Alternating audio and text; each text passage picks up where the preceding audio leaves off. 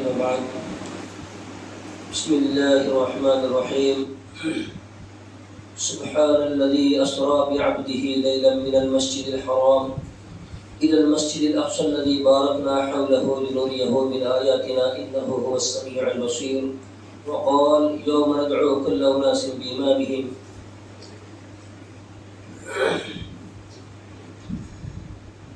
تمام قسم کی تعریفات اللہ رب العزت ہی کے لیے لائق و سزاوار ہے۔ حالانکہ بعد نماز تراویح کا یہ جو درس قرآن کا سلسلہ چل رہا ہے، الحمدللہ آج کی تراویح کے اندر 14واں پارہ پاؤ اور 15ویں پارے کی شروع سے لے کر تو سورہ کہف کے اختتام تک آج ہم نے پارہ سنا ہے۔ تو یہ اللہ رب العزت ہی کی مہربانی ہے کہ جس مہربانی کی بدولت ہم لوگ جو ہے 1 گھنٹہ مسلسل بلا کسی مشقت اور پریشانی کے کھڑے ہو رہے ہیں۔ بہرحال آج کی تراویح کے اندر جن صورتوں کی اور جن پاروں کی تلاوت کی گئی ہے اس میں بہت ساری وہ چیزیں جس کا تعلق جو ہے توحید سے، رسالت سے اور آخرت سے جڑا ہوا ہے۔ ویسے قرآن مجید کا ایک ایک لفظ بلکہ ایک ایک حرف جو ہے اس میں انسانیت کے لیے ہدایت ہے، نصیحت ہے، عبرت ہے اور دنیا جہان کی کامیابی اس کے اندر چھپی ہوئی ہے۔ تو چند مخصوص آیتیں جس میں اللہ رب العزت نے ایمان والوں کو جو ہے کئی طرح کے احکامات دیے ہیں۔ سب سے پہلے ایک بہت ہی جامع آیت جس کو اللہ کے رسول صلی اللہ علیہ وسلم جو خطبات میں پڑھا کرتے تھے، ان اللہ یأمر بالعدل والاحسان وایتاء ذی القربى، کہ بے شک اللہ تمہیں 3 چیزوں کے کرنے کا حکم دیتا ہے۔ نمبر 1 عدل و انصاف، اور نمبر 2 احسان یعنی حسن سلوک وغیرہ بھلائی کے کام، وایتاء ذی القربى اور قریبی رشتہ داروں کے ساتھ میں جو ہے حسن سلوک کا معاملہ، وینہا اور تمہیں روکتا ہے عن الفحشاء والمنکر والبغی، ہر طرح کے فحش کاموں سے، منکرات سے اور ہر طرح کے برے اور بغاوت والے کاموں سے۔ تو یہاں پر 3 چیزوں کے کرنے کا حکم دیا ہے اور 3 چیزوں سے منع کیا گیا ہے۔ اس کی تفصیل جو ہے بڑی لمبی چوڑی ہو جائے گی، تو اس میں نہ جاتے ہوئے ہم آگے چلیں۔ اگلی آیات میں اللہ نے جو ہے حضرت ابراہیم علیہ السلام کی تعریف کی کہ ابراہیم جو ہے پورے ایک امت کے مالک تھے اور جنہوں نے یکسو ہو کر یعنی دنیا سے کٹ کر اپنی ساری زندگی گزار دی، اور اللہ تبارک و تعالیٰ کی جتنی بھی نعمتیں ان پر نازل ہوئی ان ساری نعمتوں کے بارے میں اللہ کہتا ہے کہ شاکرا لانعمہ، وہ اللہ کی نعمتوں کا شکر ادا کرنے والے تھے۔ نعمتیں کون سی؟ آگ میں ڈالا جانا، گھر سے بے گھر کرنا، اور پھر بیوی اور معصوم بچے کو بے آب و گیا زمین کے اندر چھوڑ دینا، اور یہاں تک ہی نہیں بلکہ اس معصوم بچے کو قربان کرنے تک کا اللہ رب العزت نے حکم دیا۔ ان ساری آزمائشوں اور پریشانیوں سے گزرتے ہوئے بھی جو ہے حضرت ابراہیم کے بارے میں کیا کہا گیا؟ شاکرا لانعمہ، انہوں نے ان ساری آزمائشوں کو جو ہے اللہ کی نعمت سمجھا اور اس نعمت کے وہ شکر گزار قرار پائے۔ تو ہماری زندگی کا جو بھی اتار چڑھاؤ والا معاملہ ہوتا ہے یہ سب اللہ کی مرضی سے ہوتا ہے۔ آزمائشوں پر ہمیں صبر کرنا ہے اور اس کی نعمتوں پر مستی میں آنے کے بجائے جو ہے اس کا شکر ادا کرنا ہے۔ یہ انبیاء کرام علیہ السلام کی سنت رہی ہے، اور اسی پر بس نہیں بلکہ اللہ کے رسول صلی اللہ علیہ وسلم کو حکم دیا گیا ثم اوحینا الیک ان اتبع ملت ابراہیم حنیفا۔ ملت ابراہیمی میں ایسی کیا خاص بات تھی کہ جس پر اللہ کے رسول صلی اللہ علیہ وسلم کو عمل کرنے کا حکم دیا گیا ہے کہ تم بھی جو ہے ملت ابراہیمی کی پیروی کیجیے۔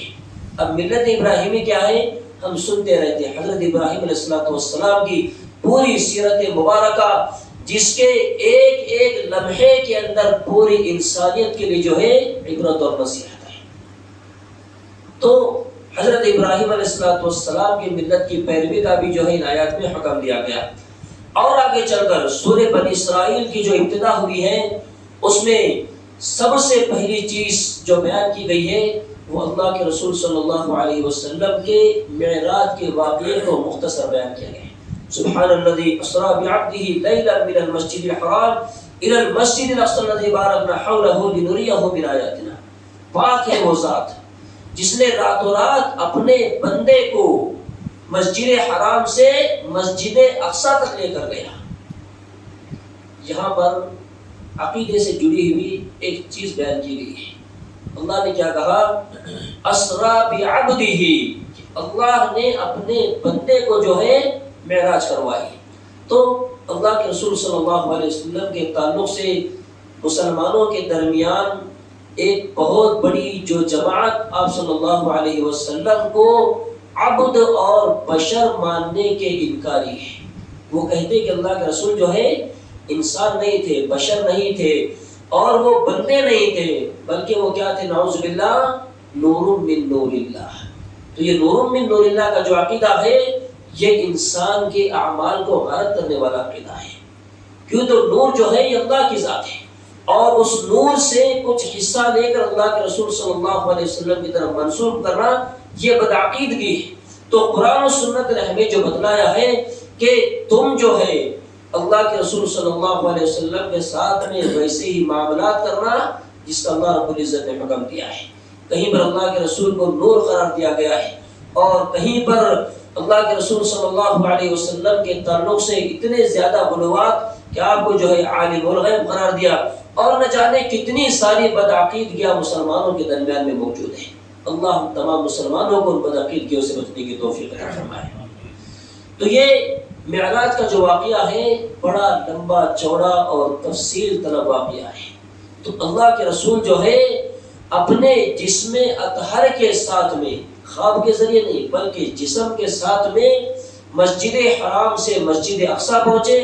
مسجد اقصی پہنچنے کے بعد میں حضرت آدم علیہ السلام سے لے کر حضرت عیسیٰ تک کے سارے انبیاء کرام علیہ السلام جو ہے وہاں پر صف بستہ کھڑے ہوئے تھے۔ ان باتوں کا تعلق بھی جو ہے غیب سے جڑا ہوا ہے۔ اللہ نے سورہ بقرہ کی ابتدا کی آیت میں کہا الذین یؤمنون بالغیب، ایمان والے جو ہیں وہ ہیں جو غیب پر بھی ایمان رکھتے ہیں۔ تو غیب کی وہ ساری خبریں جو قرآن و سنت میں دی گئی ہے ان باتوں پر بھی ایمان رکھنا ہمارے لیے ضروری ہے۔ تو سارے انبیاء کرام علیہ السلام کی امامت کروائی، تو معلوم یہ ہوا کہ اللہ کے رسول جو ہے صرف 1400 سال بعد آنے والوں کے ہی امام نہیں تھے، بلکہ آپ سے پہلے آ کر جو چلے گئے ان کی بھی امامت کا اللہ کے رسول صلی اللہ علیہ وسلم کو جو ہے شرف حاصل ہوا ہے۔ یہ اللہ کے رسول صلی اللہ علیہ وسلم کا مقام اور مرتبہ ہے جو اللہ رب العزت نے آپ کو دیا ہے۔ تو اللہ کے رسول کو امام بنایا گیا، یہ کس کی طرف سے ہوا؟ اللہ رب العزت کی طرف سے ہوا۔ تو اسی تعلق سے ایک آیت کریمہ آگے بیان کی جاتی ہے یوم ندعو کل اناس بامامہم۔ اللہ رب العزت جو ہے قیامت کے بارے میں کہتا ہے کہ ہم جو ہے اس دن ہر انسان کو اس کے امام کے ساتھ میں آواز دیں گے۔ تو اللہ کے رسول صلی اللہ علیہ وسلم کی امامت میں جس انسان نے زندگی گزاری ہوگی وہ خوش نصیب جو ہے اللہ کے رسول صلی اللہ علیہ وسلم کے صف میں کھڑا ہوا ہوگا۔ اب پھر وہ لوگ جنہوں نے خود سے دنیا کے اندر دیگر لوگوں کو امام بنایا ہوگا اور امام بنا کر جنہوں نے ان کی پیروی اور تقلید میں زندگی گزاری ہوگی، تو پھر ایسے لوگ جو ہے بیچارے اپنے اپنے اماموں کے ساتھ میں وہاں پر بلائے جائیں گے۔ تو وہ خوش نصیب حضرات جو صرف اپنے زندگی کے ہر معاملے میں جناب محمد رسول اللہ صلی اللہ علیہ وسلم کو اپنا امام مانتے ہیں، ایسے خوش نصیب جو ہے اللہ کے رسول صلی اللہ علیہ وسلم کے ساتھ میں بلائے جائیں گے۔ یہ بڑی شرف والی بات ہے ان لوگوں کے لیے جنہوں نے زندگی کے ہر معاملے میں جو ہے اللہ کے رسول صلی اللہ علیہ وسلم ہی کو اپنا امام بنایا ہوگا۔ اور پھر آگے چل کر سورہ کہف کی ابتدا ہوتی ہے۔ سورہ کہف میں اللہ رب العزت نے کچھ نوجوانوں کا ذکر کیا ہے کہ جو نوجوان اپنی قوم کو اللہ تبارک و تعالیٰ کا پیغام سنانے والے ہیں، تو ایک ظالم بادشاہ اس سے بچانے کے لیے اللہ رب العزت نے جو ہے ان لوگوں کو غار کے اندر پناہ لینے کا حکم دیا۔ اب وہ لوگ جو ہے اس غار کے اندر جا کر سو گئے، تو سوئے کتنا؟ 3 سال 9 مہینے تک۔ 3 سال 9 مہینے تک اللہ رب العزت نے جو ہے اس غار کے اندر جو ہے اصحاب کہف کو آرام سے سلا دیا تھا۔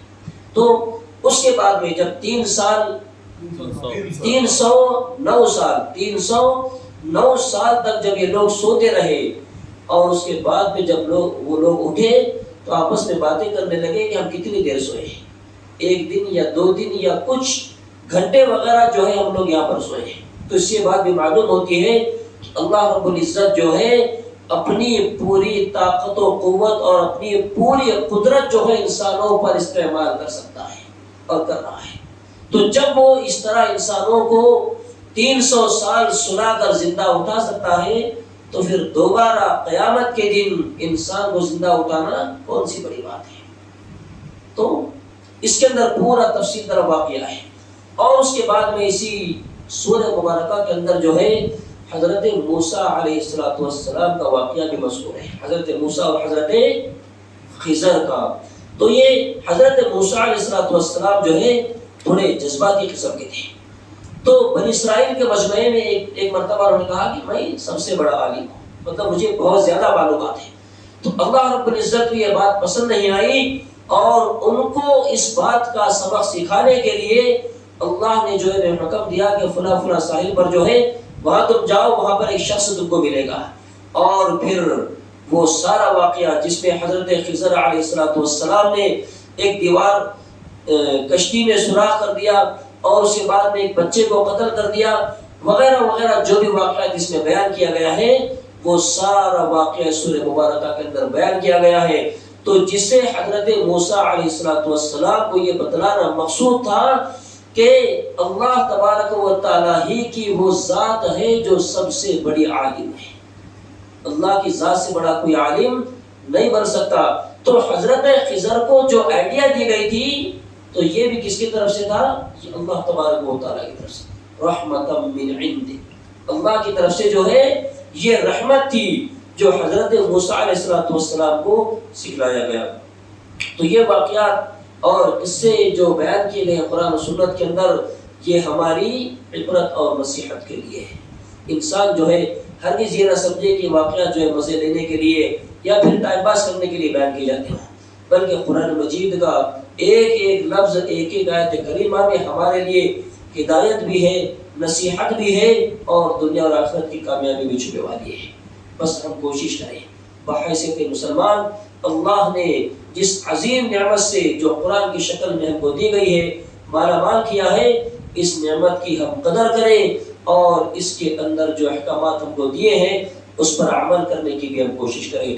اللہ رب العزت سے دعا گو الہ العالمین قرآن و سنت کے جو بھی احکامات ہم کو سنائے اور بتلائے جا رہے ہیں، اللہ ان پر سب سے پہلے مجھے اور ہم تمام کا عمل کرنے کی توفیق عطا فرمائے۔ اللہ رب العالمین قرآن مجید کی کثرت سے تلاوت کرنے، اس کے معانی اور مفاہیم کو پڑھ کر اس میں غور و فکر کرنے اور اس کی دعوت کو عام کرنے کی بھی اللہ توفیق عطا فرمائے۔